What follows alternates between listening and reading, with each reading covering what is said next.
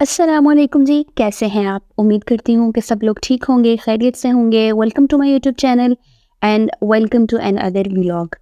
तो आज मैं बनाने वाली हूँ दाल चावल। बहुत ही सिंपल और बेसिक रेसिपी है, जिस रेसिपी के साथ हमारी अम्मी बनाया करती हैं दाल चावल।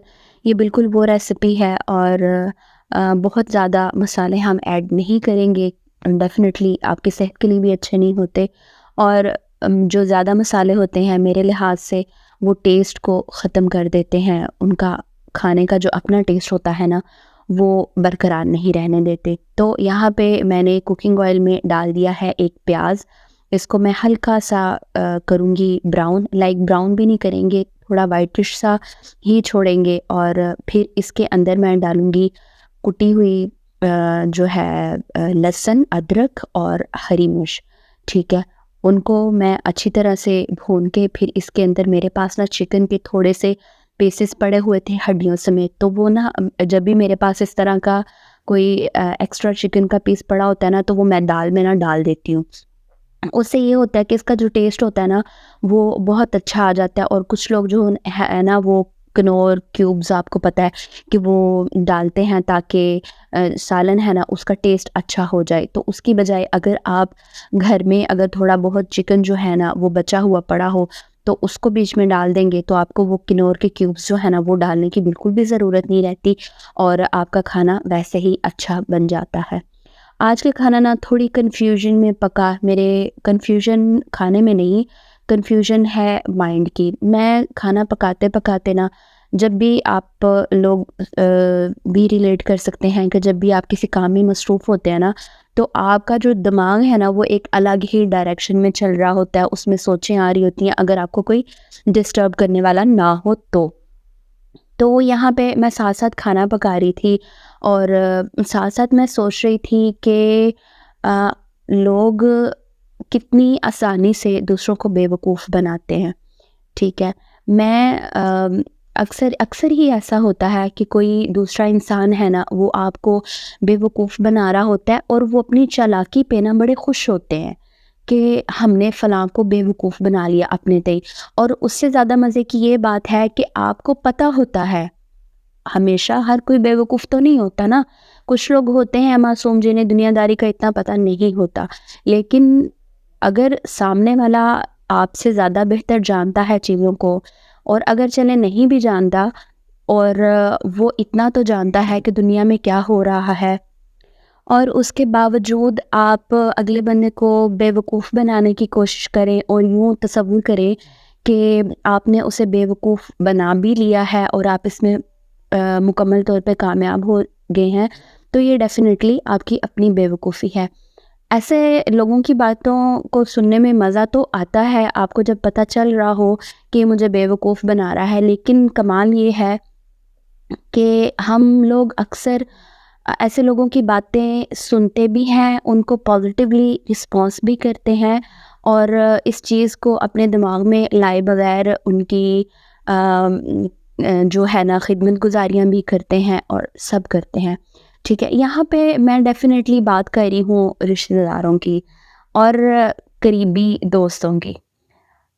बहुत से लोग होंगे जिनको ये पता होगा कि हम लोग अपनी दोस्तों पे बड़ा भरोसा करते हैं, ठीक है? लेकिन हम अपने रिश्तेदारों पे इतना भरोसा नहीं करते।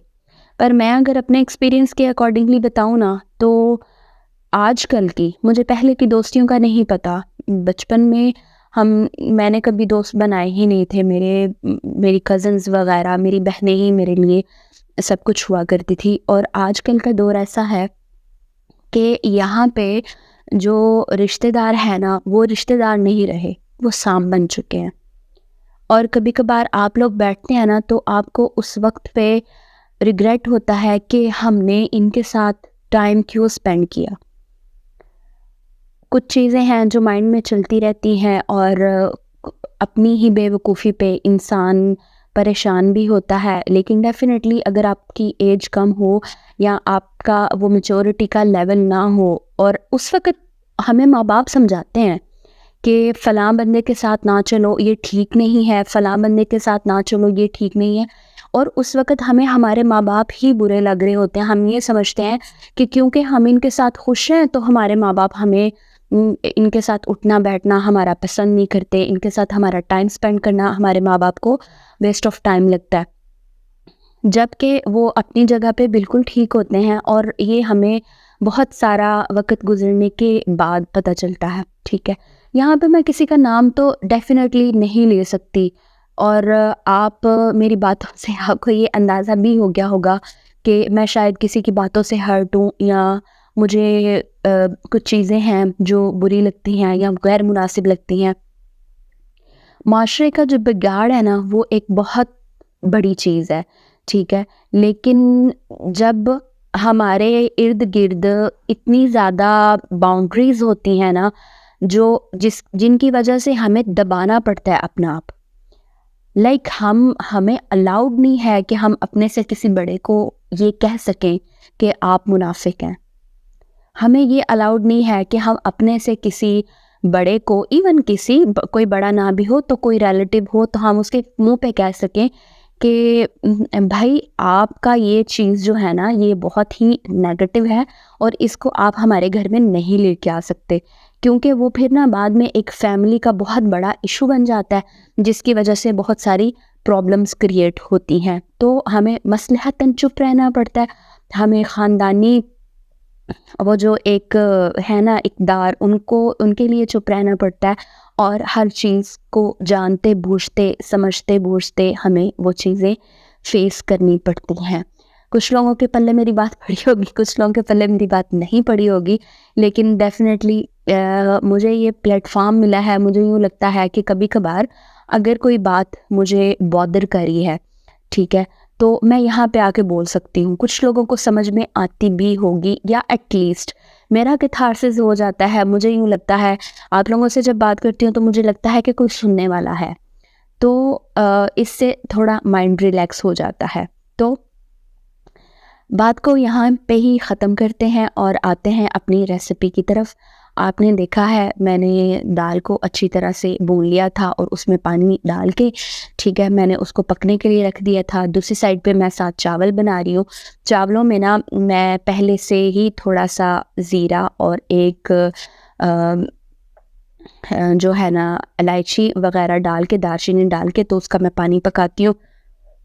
इससे थोड़ा टेस्ट अच्छा आ जाता है। मेरे हस्बैंड को ना बिल्कुल वाइट वाले चावल नहीं पसंद, तो फिर उनकी वजह से मुझे ये चीज़ें डाल के ना तो चावल बनाने पड़ते हैं और बहुत अच्छा टेस्ट आता है। यहाँ पे हमारी जो दाल है ना वो बिल्कुल हो गई है तैयार, अच्छी तरह से मिक्स हो गई है। इसको मैं पहले ही से कुकर ही इतना लगाती हूँ कि ना दाल खुद ही अपने पानी के साथ ना अच्छी तरह से मिक्स हो जाए। और ये आप देख सकते हैं, ये इसका टेक्सचर जो है ना वो बिल्कुल ऐसा बना हुआ है जैसे हलीम है। और जब हम इसमें पानी डालेंगे ना तो इसमें ज़रा से भी लम्स नहीं होंगे और बिल्कुल अच्छा इसका ना टेक्सचर है ना वो तैयार हो जाएगा।